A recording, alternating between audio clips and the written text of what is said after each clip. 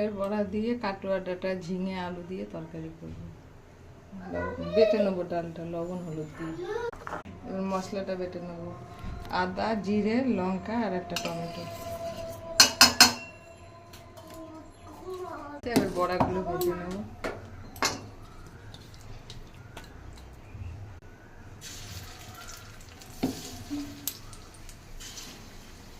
সিদ্ধ করে নিয়েছি, জল ফেলে দিয়েছি, সিদ্ধ করে নিয়ে ঠিক আছে। বড়া তুলে নিচ্ছি, আরও কতগুলো আছে ভেজে নেব। দুটো পটলও দিয়েছি, পটল রেখে আলু পটলটা আগে ভেজে নেবো একটু। এবার মশলাটা দিয়ে একটু কষিয়ে নেবো। দিলাম মশলা বাটিটা দিয়ে দিলাম, হলুদ দিল, তারপরে ঝিঙে আর ডাঁটাটা দেবো। এই ঝিঙেগুলো আর ডাঁটাগুলো দিলাম, কাটোয়া ডাঁটা। আর একটু কষা রেখে এটা নিরামিষ তরকারি, একটু চিনি দিলাম, মিষ্টিটা একটু দিতে হবে। ভালো করে কষিয়ে নিয়ে তারপরে জল দেবো।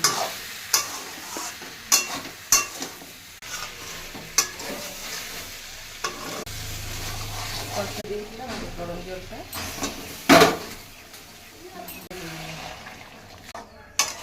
এবার ঢাকা দিয়ে দেবো।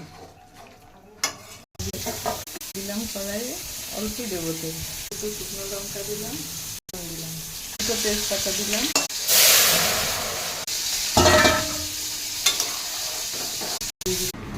ঝোল এটা ঝিঙে বড়া আলু পটল দিয়ে ঝোল ঝোল।